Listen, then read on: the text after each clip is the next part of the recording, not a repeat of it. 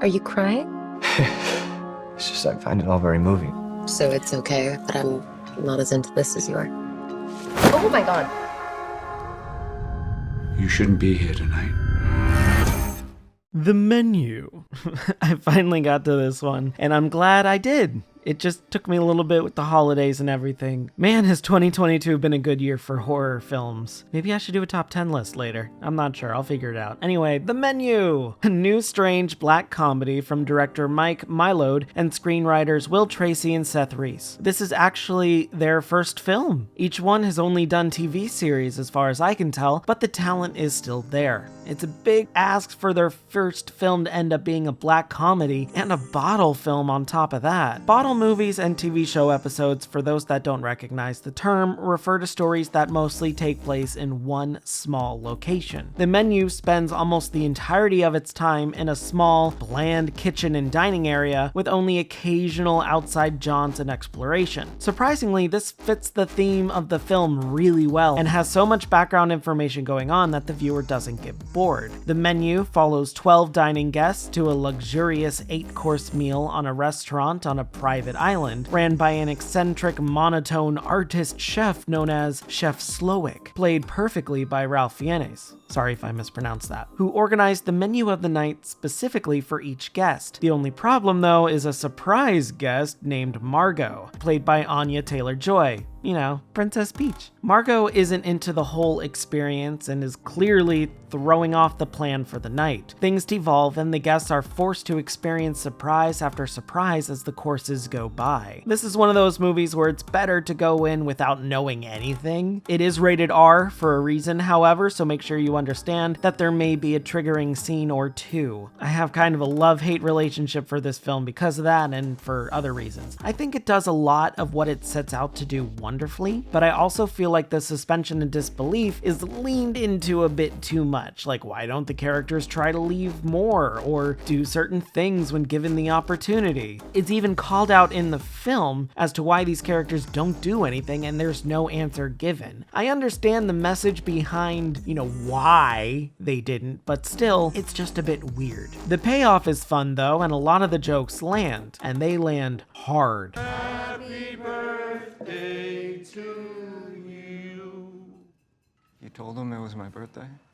Seemed funny about 3 hours ago. The levity is needed because the tension in this is also ridiculous. There's several moments where characters will have grandiose and long monologues or interactions, and it ramps up the tension to something shocking or a very dark joke. It's hard to go into without spoilers, but even the jokes have more meaning, like one recurring joke involving a slightly messed up sauce for a particular guest. Others don't feel like they have a payoff. One scene has characters trying to finish a task, or if they fail, something happens to them that isn't described, but nothing ultimately does. That felt odd to me, like you hint at a punishment, but you don't give it. What was up with that? More often than not, though, a lot of the jokes and such do land, and the deeper meanings and commentary behind the expensive and pretentious foodie behaviors ring true. There's a lot of mentioning of class divide and rich snobbery and exploring being above the rules and religious zealotry, but it's a weird mix of in your face and subtle. I'm not sure it all mixes very well. I like the film, I like the messaging, and I like the jokes, but there's nothing in here that really stands out as being innovative or game-changing, at least to me. And that's kind of what I look at films that try to have a deeper message like that. I guess that's kind of the point and the message of the overall film, to enjoy the art for the art, but I don't know. Unlike the actual minimalist dishes, I would prefer some more substance to chew on. At least the acting is astounding by everyone involved, especially Fiennes and Taylor-Joy. Nicholas Hoult as a borderline devout fanboy is also a ton of fun to watch as he tries to over-explain the dishes and describe everything as masterful even when fed an insult. I love the setting as well. The kitchen area and the dining area look dull but expensive, and the amount of background information given is great. Seeing waiters move to certain areas, seeing and sometimes making out what other diners are talking about in the background, watching the old woman in the corner drink countless glasses of different wine. That's fun. That's enjoyable. I quite like that. If I were to make the film a bit better though, I'd probably lean a bit more into the absurd, just to make sure that it really hits and add in more to the suspension of disbelief here. I'd add in more punishments or danger too. I'd maybe throw in some actual gore. It's a very clean film, surprisingly, especially with that R rating. I'd keep the surprises and the long artful monologues and still split the movie into sections course by course, which is a wonderful creative piece. Love that. But I'd also increase the amount of character interactions. The characters tend to just talk to the group they came with and not really to each other, which feels a bit odd to me. There are a few scenes where they do talk to each other and they do give each other these looks every now and then, but they don't really interact as a group or intermingle. It's strange. I bet that there's some meaning behind that, but watching it, it's a little, I just wish they spoke to each other. The jokes are still great, and I think it's funny with some incredibly tense moments. So if you haven't seen it in theaters, I do recommend it. I say go in blind. Otherwise, it is going to be out on HBO Max come January 3rd. So in a couple of weeks, not very long to wait. Give it a watch. I think it's well worth it. The Menu gets a 7 out of 10 from me.